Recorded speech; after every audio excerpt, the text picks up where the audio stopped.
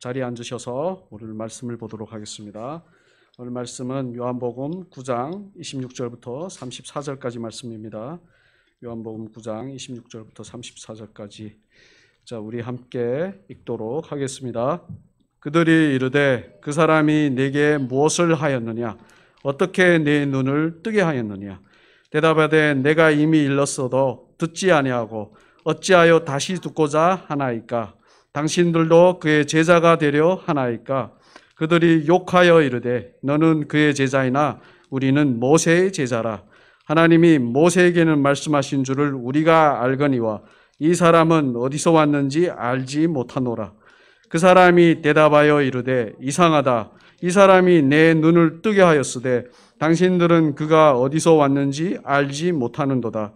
하나님이 죄인의 말을 듣지 아니하시고 경건하여 그의 뜻대로 행하는 자의 말을 들으시는 줄 우리가 아나이다. 창세 이후로 맹인으로 난 자의 눈을 뜨게 하였다 함을 듣지 못하였으니 이 사람이 하나님께로부터 오지 아니하였으면 아무 일도 할 수 없으리이다.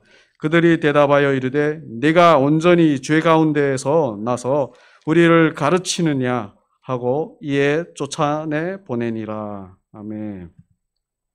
오늘은 경건하여 하나님의 뜻대로 행하는 자라는 제목으로 여러분들과 은혜를 나누도록 하겠습니다. 지난주 말씀에 이어서 오늘도 맹인에 관련된 말씀으로 은혜를 나눕니다. 하나님께서는 죄와 사망이라는 어둠 가운데서 맹인처럼 있는 우리를 구원하시려고 예수님을 빛으로 구원자로 우리에게 보내주셨습니다. 예수님이 맹인의 눈을 뜨게 하신 일은 예수님이 어둠 가운데 있는 우리의 빛으로 우리의 눈을 뜨게 하시어 하나님 나라를 보게 할 구원자이시라는 것을 보여주는 거예요. 그 상황이. 사실 오늘 말씀에서 예수님을 거부하는 유대의 바리새인들도 구약 성경을 통해서 이 사실을 잘 알고 있어요. 메시아에 대해서. 왜냐하면 구약 성경은 예수 그리스도에 대해 말하는 책이기 때문입니다. 그러나 그들이 그 사실을 알면서도 예수님을 거부하는 이유는요, 바로 그들의 교만함 때문입니다. 예를 들어서 아내가 저녁 식사로 국수를 하겠다고 했어요. 구체적으로 멸치로 육수를 내서 볶은 김치가 올라간 국수를 한다고 분명히 말했습니다. 그러면 남편은 저녁에 아내가 그런 국수를 해준다는 것을 알고 있는 거예요. 그런데요, 저녁이 되어서 남편은 아내가 정성 들여서 차려준 그 국수를 먹는 것이 아니라 갑자기 자기가 국수를 만들어 먹으려고 합니다. 이유는 아내가 해준 국수가 자기가 생각하는 그 멸치국수가 아니라는 거예요. 분명히 멸치 육수를 내고 김치가 올라간 국수인데 아니래요. 자기가 워낙 기대했던 국수가 아니랍니다. 자기 마음에 들지 않기 때문에 아내가 해준 국수는 국수도 아니라는 거예요. 그래서 자기가 다른 국수를 만들어 먹는 겁니다. 아내는 그런 남편을 어떻게 했을까요? 그건 각자 알아서 상상해 보십시오. 마찬가지로 바리새인들이 예수님을 거부한 그 교만이 바로 이런 수준입니다. 하나님께서 그리스도를 보내주신다고, 그리고 그 그리스도는 어떤 분이라고 성경에서 구체적으로 분명히 약속했습니다. 그런데 약속대로 예수님께서 그 그리스도로 오셨는데 바리새인들은 자기들이 기대했던 그리스도가 아니라고 그를 거부해요. 자기들이 생각하는 그리스도가 아니에요. 예수님은 그 그리스도일 수 없다라고 하는 겁니다. 정말 웃긴 것 같습니다. 하나님께서 보내실 그리스도를 왜 자기들이 정하는지 모르겠어요. 그리고 하나님은 분명히 그리스도가 어떤 분이신지 말씀해 주셨는데도 그들은 그 그리스도를 거부해요. 교만해서 그런 겁니다. 사람이 교만하면요, 진리를 절대로 보지 못해요. 사실 교만은 인간의 탐욕에서 나온 것입니다. 탐욕은 비교하고 경쟁해요. 그래서 다른 사람보다 더 많이 가지고 더 잘나면 내가 제일 잘 나가. 그런 노래가 있죠. 내가 제일 잘났어 라고 교만에 빠지는 겁니다. 자기 스스로가 절대 진리가 됩니다. 자기의 생각, 자기의 지식, 자기의 경험, 자기의 고집, 자기의 수고 등등이 최고예요. 그래서 사람들은 늘 출신과 학벌과 능력과 인격과 어떤 성공의 여부를 서로 따지는 겁니다. 그러다가 자기보다 못나 보이는 사람은 만나게 되면 어떻게 하죠? 무시하죠. 아무리 진리를 말해도 못나 보이면 그 사람의 말은 안 들어요. 그러나 자기보다 잘난 사람의 말은 어떻게 하죠? 듣습니다.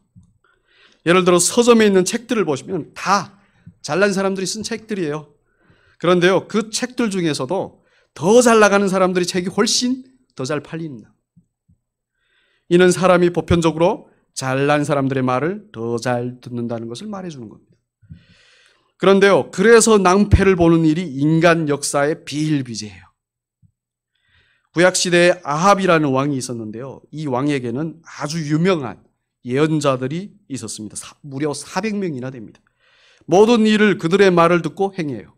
어느 날 이 왕이 자기들의 적인 시리아랑 전쟁을 하려고 해요. 그날도 어김없이 이 400명의 예언자들을 모아서 전쟁하면 이기겠는지 물어봅니다. 다들 전쟁하면 대승을 거둘 거라고 해요. 그런데 유독 미가야라고 하는 한 선지자만 전쟁하면 왕은 죽겠고 나라는 망할 거라고 합니다. 400명이나 되는 짱짱한 예언가들이 모두 이구동성으로 대승한다고 하는데, 이건 듣도 보지도 못한 놈이 나타나서 갑자기 나라가 망하고 왕은 어떻게 죽는다고 하니까 왕이 심정이 어떻겠습니까? 당연히 듣지 않죠. 재수없다고 그 선지자를 감옥에 가둡니다. 그리고 그 400명의 예언자들의 말만 듣고 전쟁에 나갑니다. 결과가 어떻게 됐을까요? 네, 미가야 선지자의 말대로 왕은 전장에서 죽고 그 나라도 결국 나중에 망하게 됩니다. 사실 인간의 역사 속에서는요, 교만 때문에 못나 보이는 사람들의 말을 무시하여서 멸망한 나라들과 많은 왕들이 있어요. 전쟁사를 보면 인간의 탐욕과 교만은 이렇게 진리를 무시합니다. 결국 진리를 무시한 그 결과의 쓴맛은 누가 보죠? 자기가 보는 거예요. 자기가. 그래서 사람은 어떤 누구의 말이라도 경청할 줄 알아야 합니다. 심지어 어린아이의 말이라도 들어야 하는 것입니다. 제가 잘못해요. 그리고 교만하면 자기가 틀렸다는 말에 절대 동의하지 못해요. 또. 아, 그렇군요. 내가 틀렸군요. 당신의 말이 맞습니다. 를 못해요. 그래서 사람이 교만하면요, 자기의 진짜 모습을 보지 못하는 겁니다.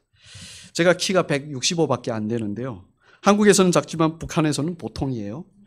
그렇다면 저보다 작은 사람들이 북한에 훨씬 많다는 거죠. 그래서 저는 저보다 작은 사람들을 보면서 제 자신에 대해 우월하게 생각했어요. 북한에 있을 때.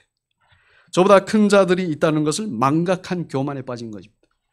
그런데 제가 탈북해서 중국에 가서 친구들을 사귀었는데 그중에는 180이 넘는 친구가 있었어요.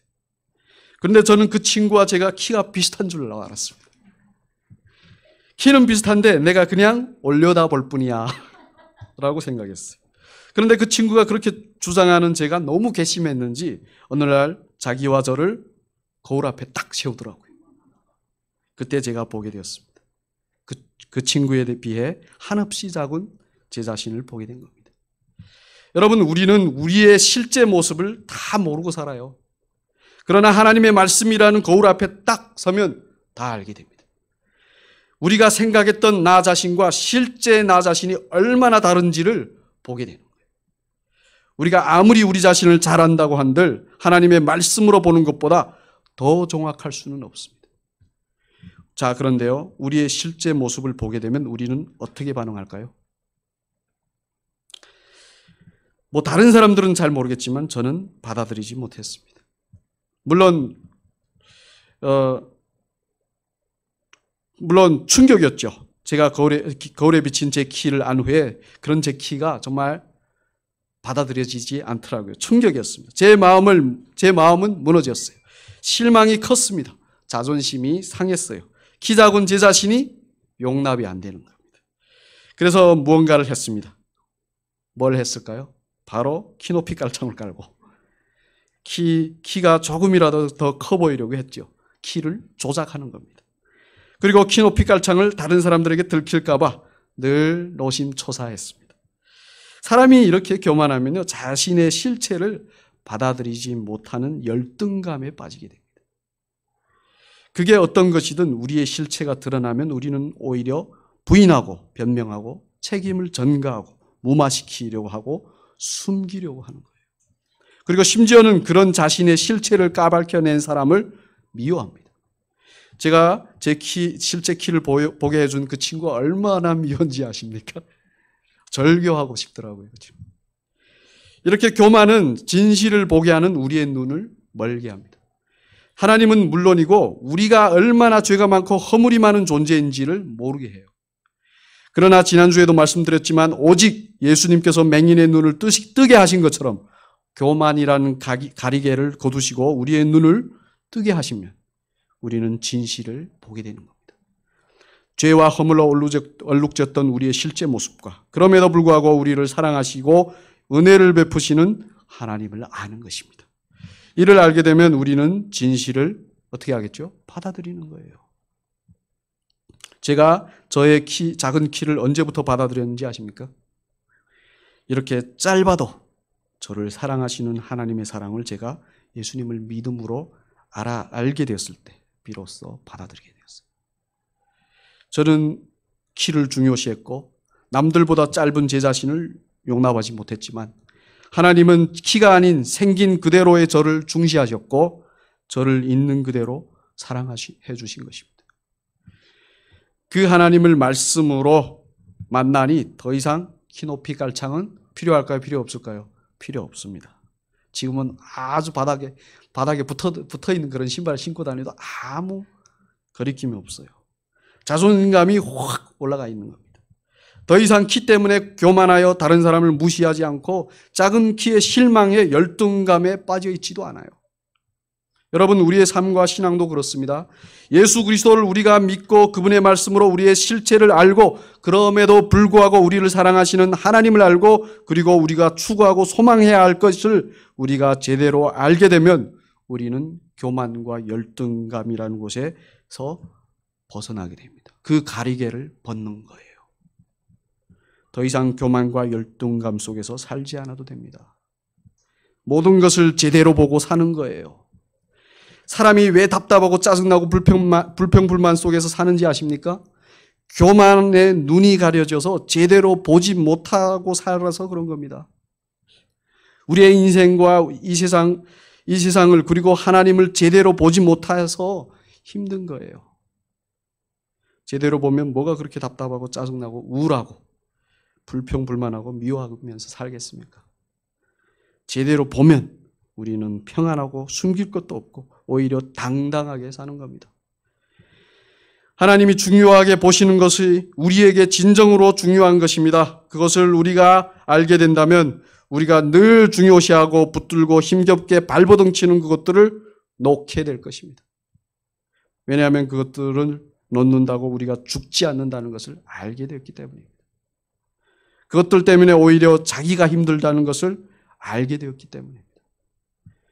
알게 된 자는 염려와 두려움이 없습니다. 늘 평안하고 어떤 일에도 담대해요.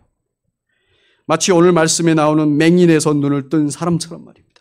자기를 신문하는 당시 최고로 훌륭하다고 불린 바리새인들 앞에서 그 사람은 정말 평안한 상태에서 담대히 자기에게 일어났던 일을 즉 예수님에 대해 증언합니다. 저는 예전에 면접을 보러 갔는데요. 면접관들이 되게 위험 있어 보이잖아요. 덜덜덜덜덜덜덜덜 무슨 말을 하는지 몰랐습니다. 담대함이 없는 거예요. 숨기려고 하니까. 그러나 바리새인들은 계속해서 인정하지 않으려고 합니다. 예수님이 그들의 그리스도라는 것이 이 맹인을 통해 밝히 드러났는데도 그 교만함에 눈이 멀어서 거부하는 거예요. 그래서 오늘 26절을 다시 보시면 또 묻는 겁니다. 분명히 그 맹인이었던 사람이 다 말해줘서 알고 있으면서도 또 묻는 거예요. 예수님이 어떻게 내 눈을 뜨게 했느냐고. 이미 알면서도 또 묻는 이유는 어떻게 하나 문제점을 찾아내서 예수님을 공격하려는 의도가 있는 겁니다. 그래서 예수님을 그리스도가 아니라고 하고 싶은 거예요. 요즘으로 말하면 정치판이 그렇죠. 정치판에서 요즘 보시면 뉴스를 보면 그런 것만 나오더라고요. 서로 어떻게 하나 상대의 허점을 잡아서 공격하고 넘어뜨리려고 하는. 그런데요, 여러분, 우리의 신앙도 마찬가지입니다. 마귀는 어떻게 하나 우리의 신앙의 허점들이나 우리의 삶의 문제들을 드러내서 우리를 이렇게 공격해요. 봐, 예수 믿어봤자 너는 그냥 그대로야. 예수만 믿어서 안 돼. 너는 안 돼. 라고 합니다. 이런 마귀의 말에 속지 마십시오. 우리가 안 되기 때문에 예수를 믿어야 한다는 그 진리를 기억하셔야 됩니다. 이단들이 그렇게 속여요. 예수를 그렇게 믿어서는 안 된다고요. 예수만 믿어서는 안 된다고요. 여러분, 우리의 전쟁은요, 우리가 무엇이 되고 안 되고를 가르는 전쟁이 아닙니다. 우리가 되든 안 되든 전쟁은 예수를 믿느냐 안 믿느냐의 것입니다. 마귀는 늘 우리가 되고 안 되는 걸로 우리를 건드려요. 절대로 거기에 넘어가시면 안 됩니다. 마귀는 늘, 저도 맨날 제가 되고 안 되고를 놓고 씨름해요. 그럴 때마다 하나님께서 저에게 이렇게 말씀하시는 겁니다. 그러지 말고 예수 그리스도를 믿어 라고요. 너를 위해 십자가와 부활로 다 이루어낸 그 예수를 믿어 라고 하십니다. 전쟁의 승리는 이미 승리한 예수를 믿는 것뿐이라는 것입니다. 우리의 교만은 여전히 그 예수를 무시하지만 그러나 우리가 살려면 우리는 그 예수를 믿어야 합니다. 마귀는 여전히 우리의 허점을 찾아서 우리를 공격하려고 하지만 예수를 믿으면 흠 없으신 그분을 우리가 옷 입었기 때문에 우리는 흠이 없다는 것을 믿으셔야 해요. 우리를 보지 마시고 우리를 품으신 예수님을 보셔야 되는 겁니다. 이걸 꼭 기억하시길 바랍니다. 다시 본문으로 돌아와 보면 예수가 어떻게 눈을 뜨게 했냐고 하면서 흠을 잡으려고 하는 교만한 유대인들에게 맹인했던 사람이 이렇게 대답합니다. 우리 함께 27절을 읽겠습니다. 대답하되 내가 이미 일렀어도 듣지 아니하고 어찌하여 다시 듣고자 하니까 당신들도 그의 제자가 되려 하나이까. 왜 듣지 않으면서 묻냐? 예수의 제자가 되고 싶냐? 라고 되묻는 겁니다. 사실 이는 교만한 바리새인들의 속셈을 알아서 그들을 한 방 먹이는 거예요. 듣지 않으면서 왜 물어? 제자가 되고 싶어? 라고요. 그 말에 바리새인들이 가만히 안 있죠. 28절을 보시면 그들은 욕하면서 네가 그의 제자지 우리는 아니야. 우리는 모세의 제자야 라고 합니다. 여기서 바리새인들이 교만한 이유가 나오네요. 그렇죠? 교만한 이유가 뭐죠? 자기들은 모세의 제자라는 겁니다.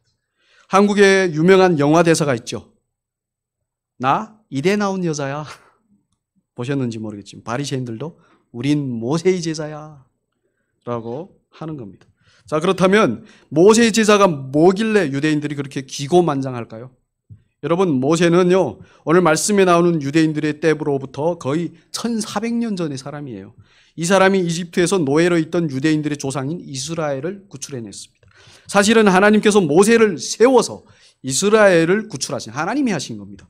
그리고 하나님께서 모세에게 말씀을 주시어 기록하게 하셨습니다. 유대인들이 보는 구약 성경의 모세우경, 즉 창세기, 출애굽기, 레위기, 민수기, 신명기가 바로 모세가 쓴 책들입니다. 그래서 모세는 유대인들이 가장 중요하게 여기는 사람이에요. 이 모세가 쓴 율법을 지킨다고 유대인들은 자기들을 모세의 제자라고 하는 겁니다. 그런데요, 여기서 제자라는 의미는요, 선생님처럼이라는 의미입니다. 그러니까 선생님처럼이라는 의미이기도 해요. 제자라는 의미. 제자는 뭐 그냥 요즘 누구한테서 뭐 필요한 거 좀 배우는 수준의 제자가 아니에요. 제자는 선생님의 생각과 행동 등 모든 삶의 방식을 선생님과 함께 살면서 전수받는 거예요. 제자는 그래서 선생님과 제자는 하나다라는 말이 있습니다. 그래서 예수님의 제자들도 예수님과 함께 3년 동안 그렇게 함께 살았어요. 그리고는 예수님의 영이신 성령으로 예수님과 하나 되어 다들 나중에 어떻게 살죠? 예수님처럼 삽니다. 자, 그렇다면 유대인들이 자칭 모세의 제자라고 하는데 그들이 모세처럼 살았을까요?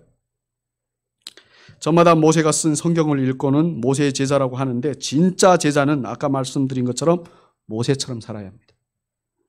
모세처럼 살지 않는다면 그것은 말만 제자라고 하는 엉터리 제자인 거예요. 모세는 하나님의 말씀을 받아 믿음으로 기록했고 그 말씀대로 행한 사람입니다. 결국 그런 모세가 경험한 것이 바로 뭔지 아십니까? 인간의 구원은 오직 하나님께서 이루신다는 것입니다. 그리고 인간은 그런 하나님을 사랑하고 또 서로 사랑해야 된다는 거예요. 그 모세 율법을 확 줄이면 뭐죠? 하나님을 사랑하고 서로 사랑하라 이거입니다. 그런데 그런 모세의 제자라고 하는 유대인들이 하나님의 구원이신 예수님을 거부해요. 그리고 그들에게는 사랑이 없습니다. 늘 교만하여 다른 사람을 정죄하고 무시합니다. 그러니 평생 맹인으로 고생한 사람의 눈을 뜨게 하신 예수님을 그렇게 무정하게 정죄하는 거예요. 사랑이 없으니까. 말만 모세의 제자지 모세가 알고 경험한 하나님의 구원과 사랑에 대해서는 전혀 모르는 거죠.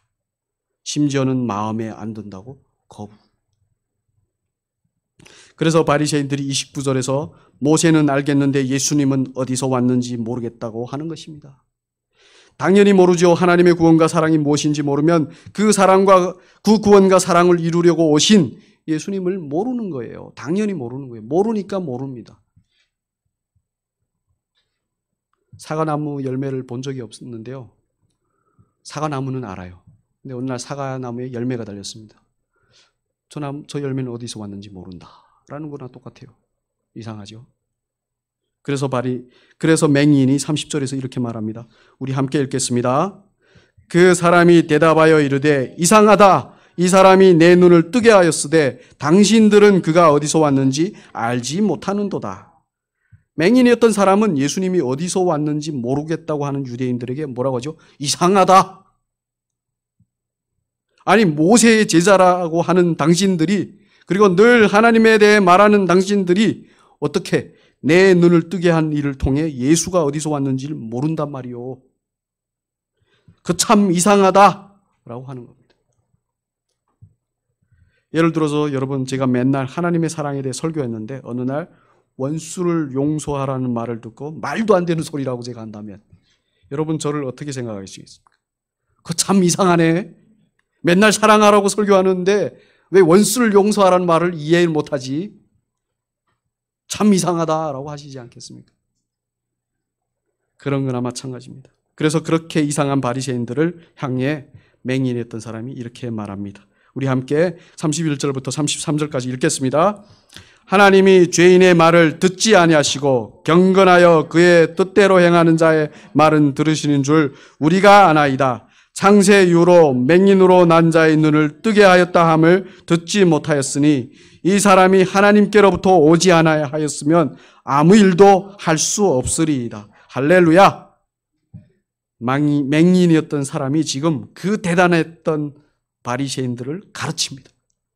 그러나 아주 논리적으로 그리고 성경적으로 예수님을 하나님께로부터 온 경건하고 하나님의 뜻을 행하는 분으로 증거하는 겁니다. 아예 반문도 하지 못할 정도로 논리정연하여서 바리새인들도 하여금 할 말을 잃게 해요. 평생 저주받은 죄인으로 무시와 정죄를 받았던 사람이 예수님에 의해 그 눈을 뜨고 나니 오히려 당대 최고로 의롭고 훌륭하다고 불리운 바리새인들을 진리로 가르치는 거예요. 이는 마치 유치원도 다니지 못한 까막눈이 대학 교수들을 가르치는 거나 같습니다. 그래서 진리를 추구하는 자가 최고의 지성이 아니라 진리를 본 자가 최고의 지성인 것입니다. 그의 이런 말을 듣고 바리새인들이 어떻게 하죠? 34절을 보시면 네가 죄 가운데서 나서 우리를 가르치려고 하느냐라고 하면서 그 사람을 어떻게 하죠? 쫓아내버립니다. 말로 못 이기겠으니 어떻게 하죠? 힘으로 해보는 거예요. 제가 어릴 때 엄청 많이 맞았습니다. 어떤 얘기를 하면요. 어른들이 때리더라고요. 대답질 한다고요. 근데 제 말이 틀린 게 하나도 없는 것 같은데 그러니까 들어보고는 어린 놈이 버르장머리 없이 대든다고 많이 맞았습니다. 그런데요 바리새인들은 그 사람을 쫓으면서 뭐라고 하는지 아십니까? 네가 죄 가운데서 나서라고 합니다. 이는 여전히 맹인에서 눈을 뜬 사람, 그러니까 정상인이 되었는데도요 여전히 죄인이라고 정죄하는 거예요.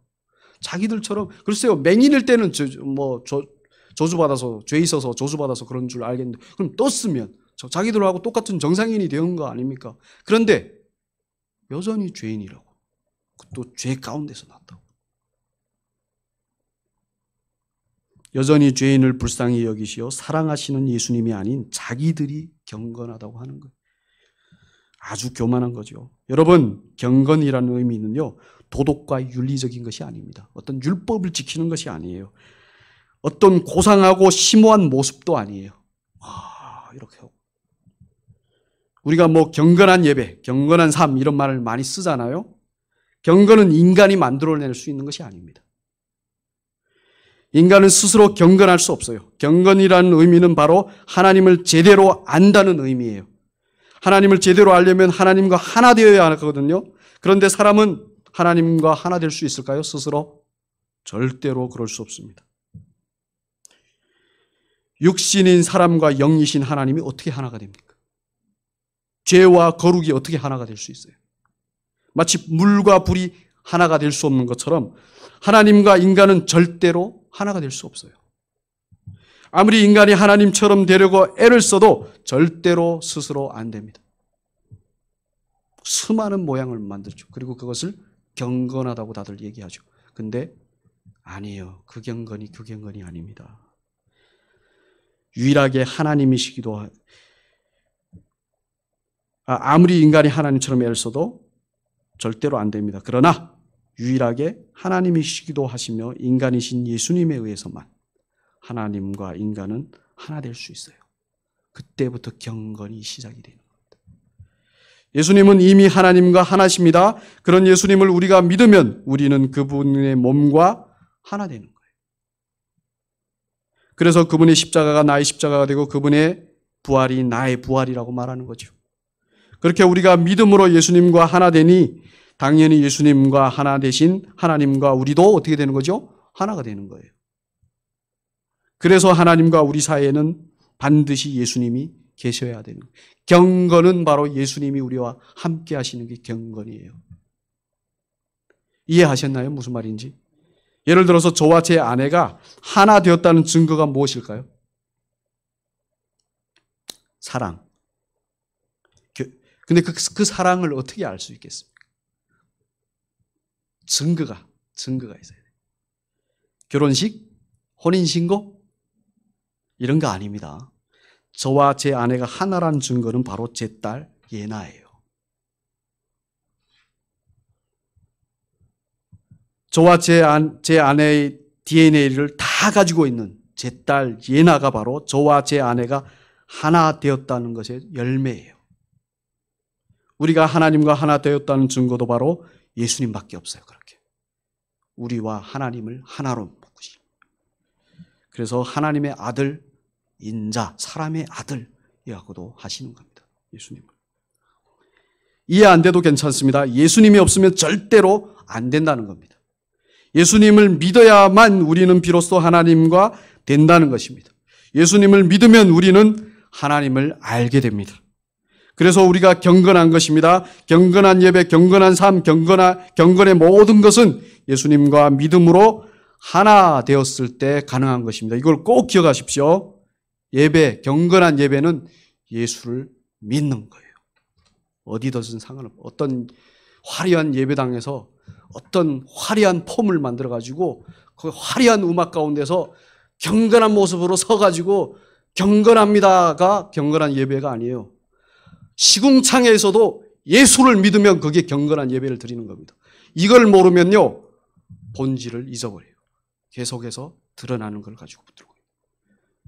그게 아니면 서로 싸우는 거예요.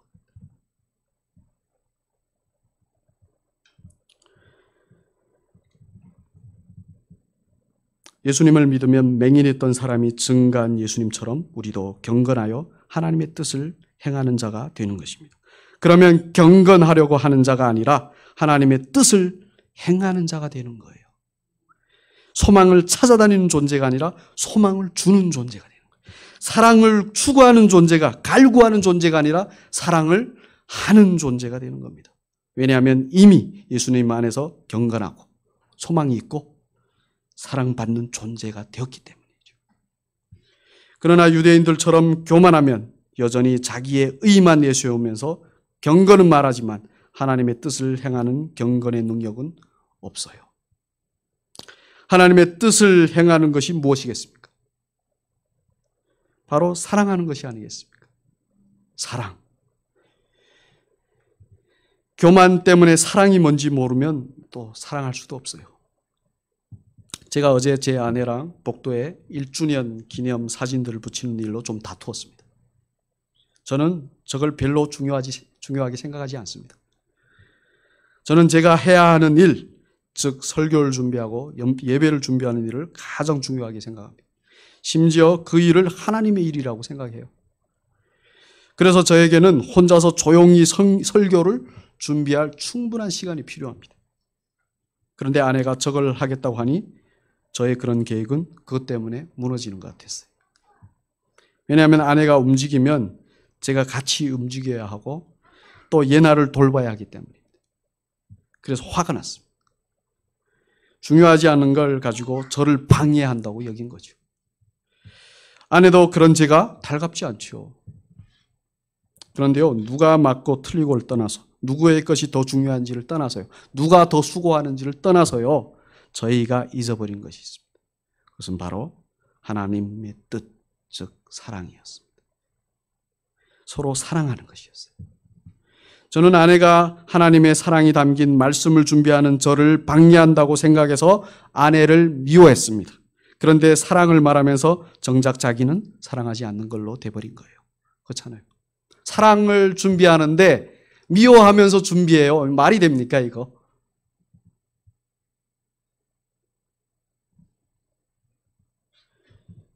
제가 진정으로 하나님의 일을 하는 사람이라면 제가 중요하다고 여기는 것보다 사랑하는 일을 했겠죠.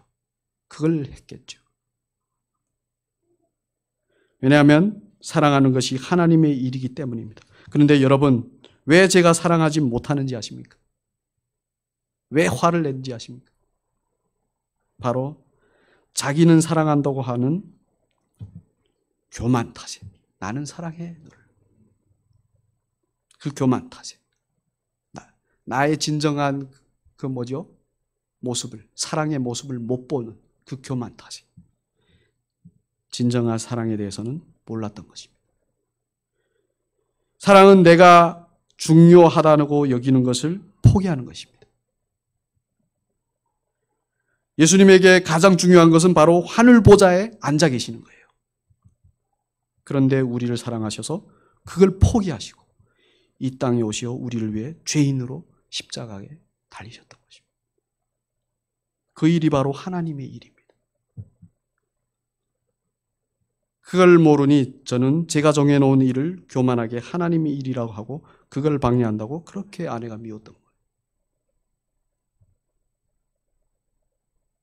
우리는 말씀을 통해 유대의 바리새인들이 얼마나 한심한지를 지금 배우고 있어요. 그런데 잊지 말아야 할 것은 바로 그들이 우리 자신이라는 것입니다. 우리도 그렇다는 것입니다. 우리가 그들이라는 것입니다. 교만하여 무엇이 중요한지를 모르는 제 자신이 바로 바리새인인 것이에요. 말로는 경건하다고 하지만 경건의 능력이 없는 제 자신. 말로는 하나님의 일을 한다고 하지만 실제로는 하나님의 일인 사랑은 하지 않는 그 바리새인, 바로 저인 것입니다. 얼마나 감사한지요. 잘 싸운 겁니다. 그래서 잘 다툰 거예요.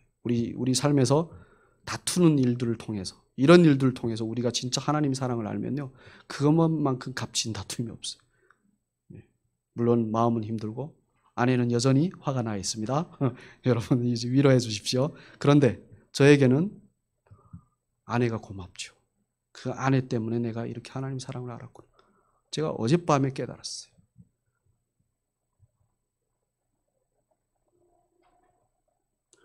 그래서 우리는 하나님의 사랑이신 예수님에 대해 알아야 됩니다. 알아야 됩니다. 저만 그렇지 않습니다. 여러분 모두 그렇습니다. 진짜 하나님의 일을 행하는 경건한 자로 이 땅에 산다는 게 뭐겠습니까? 우리의 현실에서 그 하나님의 사랑을 알아서, 때로는 우리가 못해서 넘어지고 자빠지고 싸우고 정말 한심해 보일 수 있습니다. 그렇지만 그 속에서 하나님의 사랑을 아는 거예요. 아, 이거구나. 그래서 감사하는 거예요. 그때부터 우리의 마음이 달라지면 행함은 자연스러운 거죠. 그분이 어떻게 우리를 사랑하시는지를 우리는 알아야 하는 겁니다. 그럴 때 비로소 우리는 오늘의 제목처럼 교만이 아닌 경건하여 하나님의 뜻대로 행하는 자들이 됩니다. 바로 사랑하는 자들이 된다는 것을 잊지 마시길 진심으로 바랍니다. 우리 사랑교회가 1주년 되었습니다. 서로 하나님의 사랑으로 사랑하기 위해 세워진 교회입니다. 1년 동안 우리가 얼마나 많은 사랑을 받았습니까? 그런 우리 사랑교회에 사랑이 없으면 그냥 빈 껍데기인 거예요. 앞으로도 영원히 우리 사랑교회는 하나님의 사랑이신 예수님 안에서 서로 사랑하는 교회가 되어야 합니다. 그렇게 되길 우리 간절히 기도하면서 하나님을 알아가도록 합시다. 우리 삶 구석구석에서 사랑을 알아 사랑하는 우리 모두 되길 진심으로 축복합니다. 기도하겠습니다.